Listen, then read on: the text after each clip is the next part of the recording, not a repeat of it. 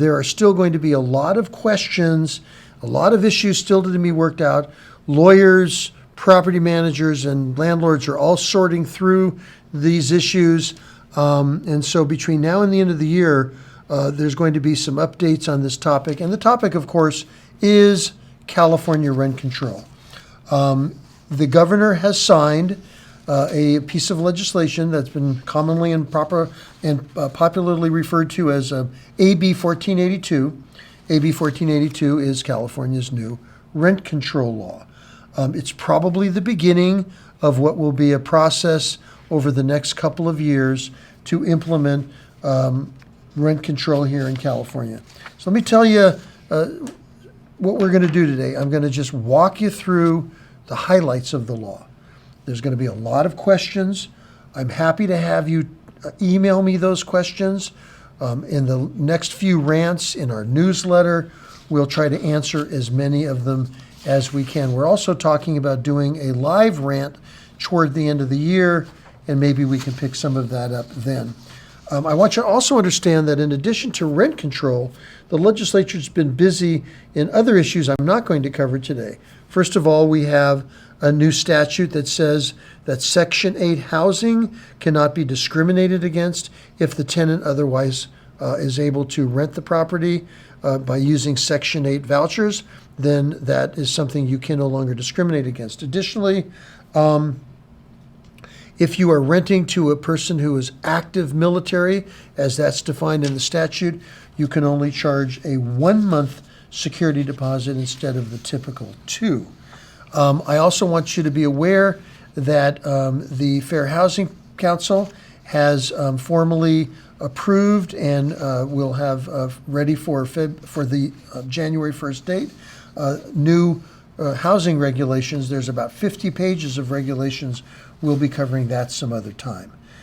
So let me talk to you today about the new 3-part rent control law. When I say 3 parts, it's a rent cap, it's a just cause eviction, and it's a relocation fee. So let's start. First of all, what some of the things you should be aware of. This is not about commercial property. Rent control does not apply to commercial. Number 2, what this legislation does is creates the floor. A local jurisdiction cannot create legislation or a local ordinance that gives less protection to the tenant, but in some cases they can give more. For example, in Los Angeles, they've already passed a moratorium on evictions because landlords were trying to get rents raised up before the law goes into effect, or get tenants out so they could put new tenants in at a higher rate. That's been stopped. In Long Beach, they've passed an ordinance that will create a higher relocation cost in many cases than what is being allowed at the state level. That's now being challenged in the federal court. If, in fact, the property or the tenant is subject to the protections of the law, any waiver is considered void. Much like the TDS, which many of you are familiar with, where you cannot waive a TDS by contract, you cannot waive any of these protections as against public policy. The law technically is set to expire on January 1st, 2030, so it's a 10-year so-called pilot or test program. However, no one really thinks it's going to be sunsetted at that point. More than likely, it will either be extended or probably expanded over this next 10-year period. The cap. The cap is 5% plus whatever the CPI is in your region. So right now, that's going to be about 7.8, 7.9%. That means you cannot raise rent in any 12-month period more than that amount. If the property is exempt and you can raise rents higher, then you're going to have to give a 90-day notice if the rent increase is going to be more than 10%. But for those properties that are covered, it's 5% plus CPI as reported by the U.S. Department of Labor Bureau of Labor Statistics. The 5% is calculated on gross rental rate. So it doesn't include discounts, incentives, concessions, credits, those kinds of things. So if you're going to do that, take it out of the rent and make it separately identified as a monetary obligation, but not part of rent. You can increase rents twice in any 12-month period, and the date for starting is March 15th of 2019. However, in that same 12-month period, you can only increase rents up to the cap. Example, let's assume it is the cap is at 8%, just for clarity.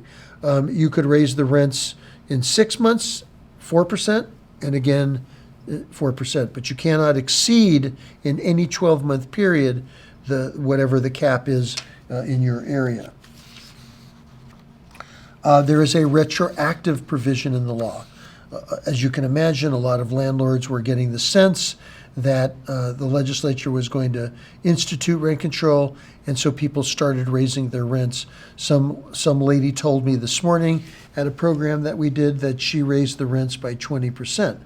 If her property is not exempt, the 20%, well, it may be a bit high between now and December 31st. That's perfectly fine, unless there's some rent control laws in her areas. However, on January the 1st, she needs to roll back that rent to the cap.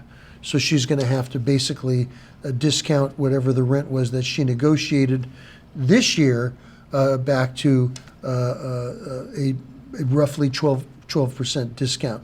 Now, she doesn't have to refund any money, but as of January 1st, the cap goes into effect. And again, it's effective on March 15th. So if you know someone who raised their rents, say by 10% after March 15th, they're going to have to back off those rents to the cap number. There are some exceptions to all of this. They're fairly broad, and so not everyone's going to be covered. If the property is designated as affordable housing by whatever ordinance is in effect, if the property is restricted by some type of a deed as the statute covers, if there's a regulatory restriction issued by some governmental or public agency, you may not have the rent control applied to you. And if there's some a recorded instrument that allows for affordable housing and subsidies, there may be an exemption. School dormitories are exempt. Not sure yet whether this applies only to public schools or whether it applies to private schools as well. There is a more restrictive rent control in effect. So, for example, San Francisco going to be impacted very little by this new law because San Francisco's ordinance is much more restrictive. If the property is alienable from any other property, in other words, if it's a single-family residence, a condo, or a townhouse, the property could be exempt so long as the following is not true. If the property is owned by a real estate investment trust, commonly referred to as a REIT, if the property is owned by a corporation, or if the property is owned by a limited liability company and any one of the members of that company is a corporation, the exemption will not apply. If in fact you believe that the property is exempt, you must provide a notice, and that notice will be available in December. So you'll have a little bit less than a month to get those notices out. California Association of Realtors is coming out with some forms. Those forms will have in them the appropriate notices.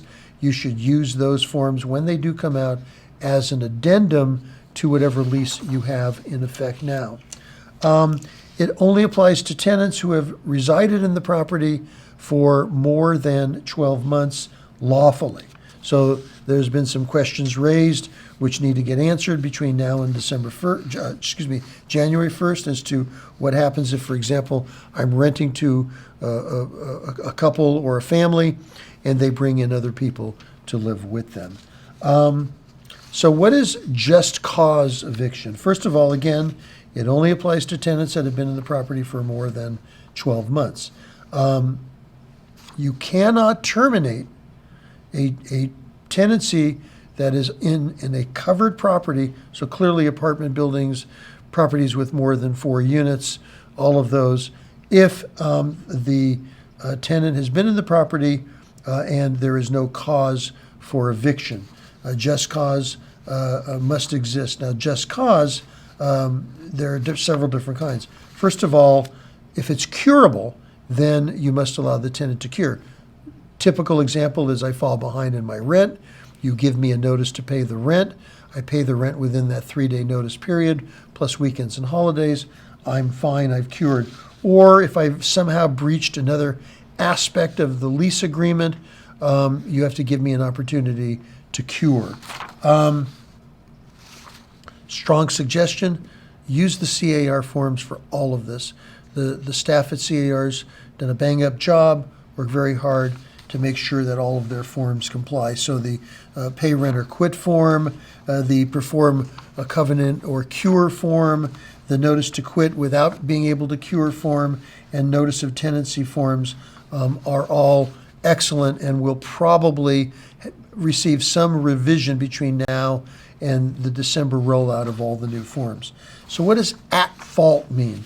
If I'm a tenant and I'm residing in the property and I commit any of these acts, I am at fault and there will be consequences. Number one, of course, is I don't pay my rent.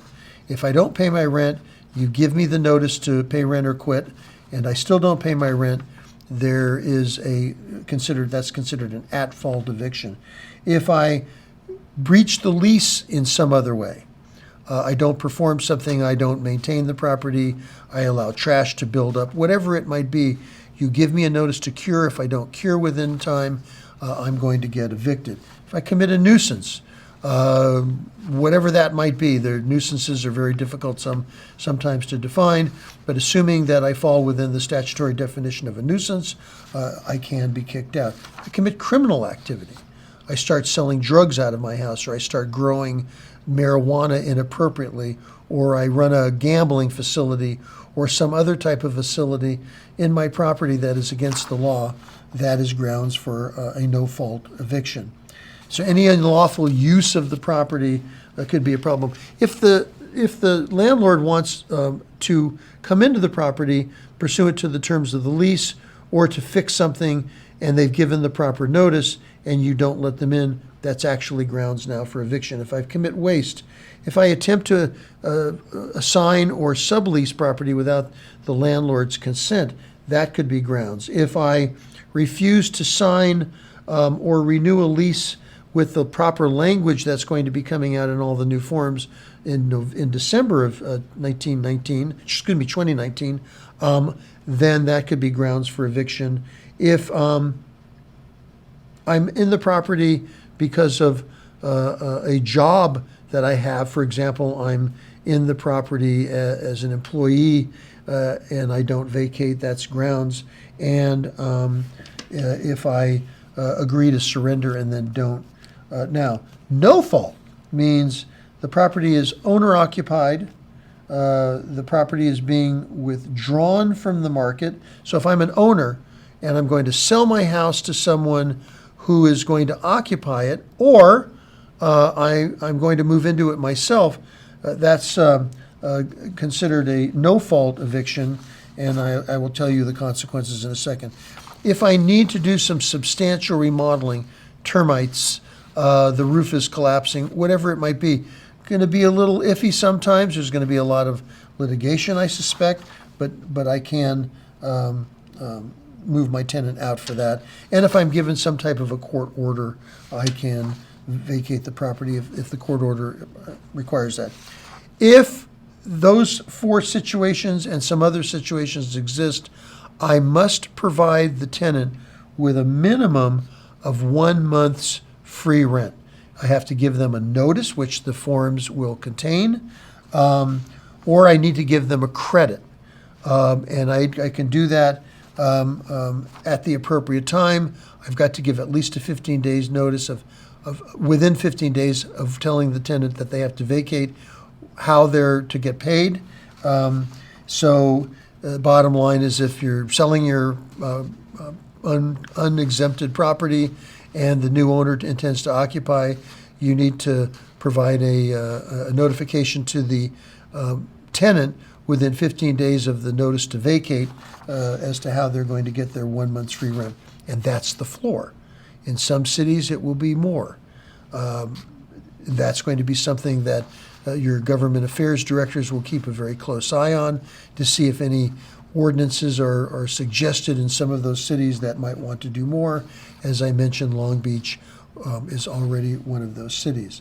So there are some exemptions from a lot of this in the just cause. If it's a tourist hotel, if it's a nonprofit hospital or a religious facility, an extended care facility, a licensed residential care facility for the elderly, or an adult residential facility, those are exempt. If it's a school dormitory, a housing accommodation in which the tenant and the owner share kitchens and bedrooms, basically you're renting a room in your house, those are exempt. If it's going to be, but that's only true if the owner has living in this property as their primary. So if I buy a vacation home and I live in it once in a while, and there's a tenant in there, and I try to claim an exemption, I will fail.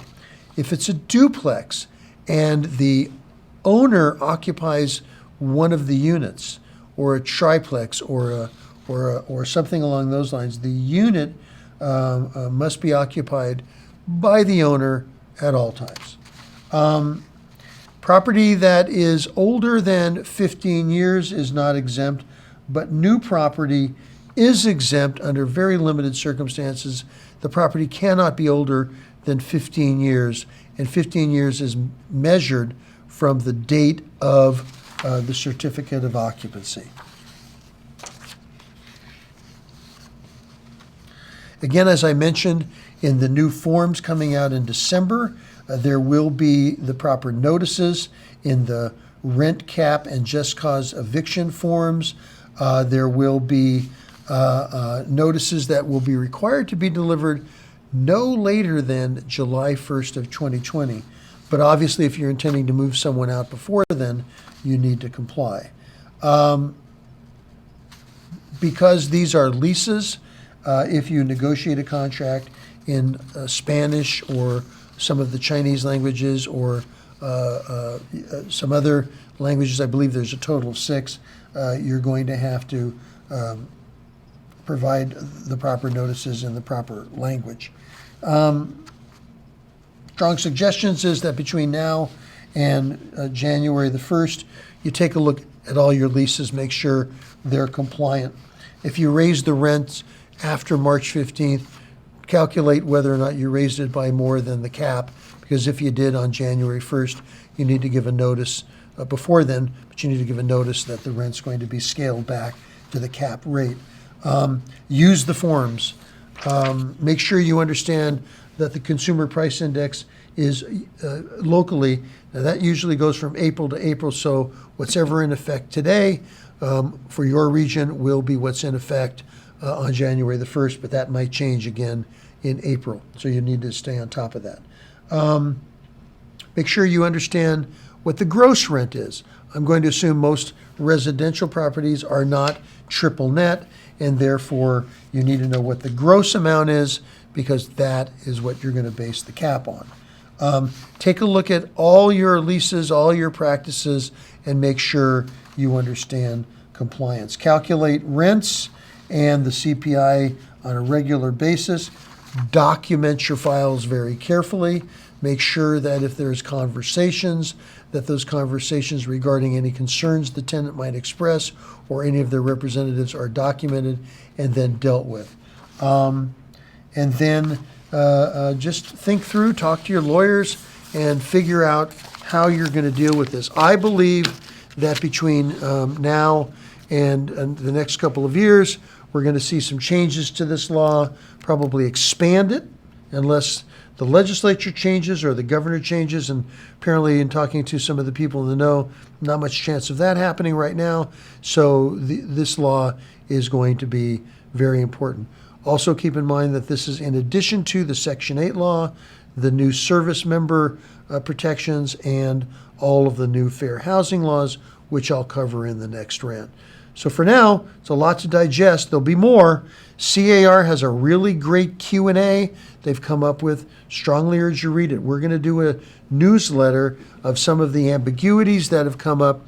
If you're having questions about some things, drop me a line, let me know, and we'll try and cover it in the next rant or in the next newsletter. So for now, John Giardinelli indicating to you that this is your program, and so if there's anything you want me to talk about that we haven't already done, let me know, and we'll be happy to put it on one of the future programs that we'll be doing. Thanks again, and thanks for joining me today.